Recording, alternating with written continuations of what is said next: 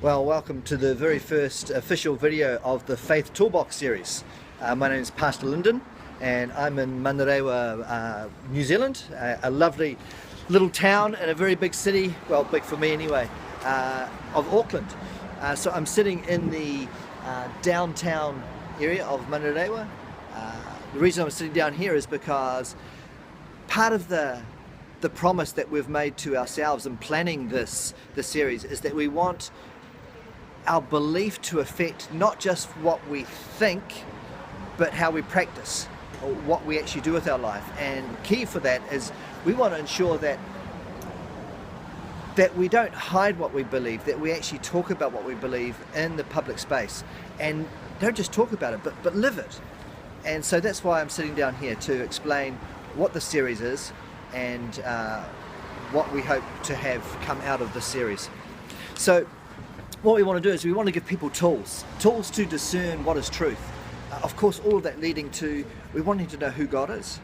We wanting to know where He is and who we are in relation to Him. And so the very first evening that we're going to be doing that is exploring Scripture. G'day, man. How are you? I'm just recording myself. I'm just sending a message to some people that we're doing a study with. There's about 30 of us getting together, and we're trying to work out what is truth, and who is God, and what has He called us to. And so some people can't make it to every night that we meet. Yes. So I'm just sharing for those people that haven't been able to go to every night, just what we did on the night before. Yep. So last night we looked at the Bible. Yes. And we thought, well, if God has given us the Bible to learn from and to know who He is, then we want to seek to understand the Bible the very best we can. So how can we do that? So, hey, so just a quick explanation. I've edited the video here. That's just to respect Uncle Joel's story. He just shared a bit of a story there with me, and we spent a little bit of time together. And so that's why the video is now stepping. And so the story will continue now with me continuing to unpack what our Sunday evenings will be as we seek to equip ourselves and fill our faith toolbox. So here it continues right now. So back from spending a little bit of time there with Uncle Joel. Bless him, and I pray that you can bless him too. And if you're at the church and you want to be able to give into his life, then just let us know and we'll find a way to do that. So as we were talking about before, we are on this journey of seeking to know God better and have that affect the way that we live. And so we're looking at ways that we can know God, ways that God has given us to know Him. And so there's something called the Wesleyan quadrilateral, and we've extended that a bit further. But let's start with those four quadrants. The first one is a scripture. We believe that God has given us the Bible, and that is a way that He desires us to know Him. It's called the Word. And Jesus, of course, was the one that came and revealed Himself as the living Word. And so we want to look at the words of Christ and look at the words that God has spoken through the prophets and move people to write down those things He would have us know about Himself and about what He's called us and who He's called us to be. So that's Scripture. Church tradition, which I'd rather call knowledge handed down. This is to give, I guess, a better understanding. This is the knowledge that has been passed down through the ages to us today, through all the different church fathers and mothers that have communicated their knowledge of who God is. And so that's a really exciting one. We're exploring that now in about a fortnight's time.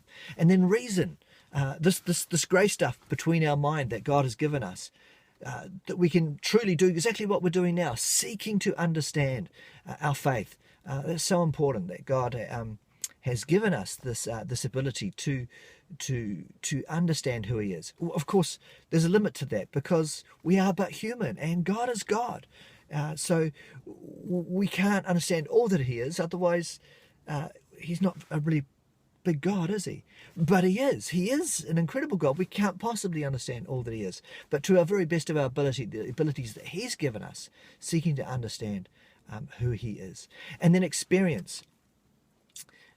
We don't just have this knowledge of God and not have it affect us. He actually puts us in this environment that we experience love, that we experience joy. These are expressions of who he is. And so we want to know God not just through our mind, but through our whole being. And so we're going to be exploring how God might reveal himself through the different experiences. And then culture.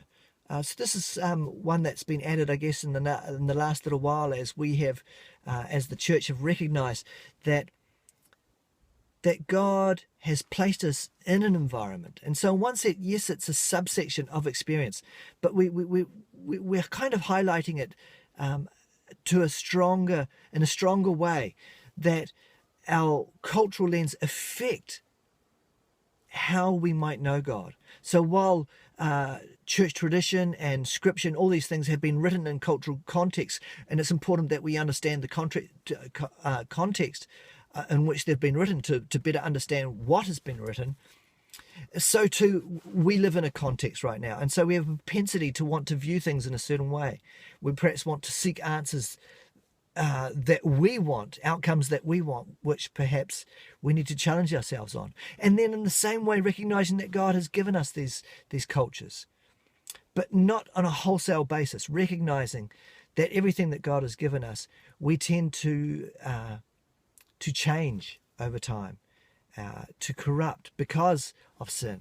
And so being honest about that, and evaluating our cultures, all of our cultures, recognizing the culture of which that we stand and which we come out of. So that's our fifth night. And then finally our sixth night.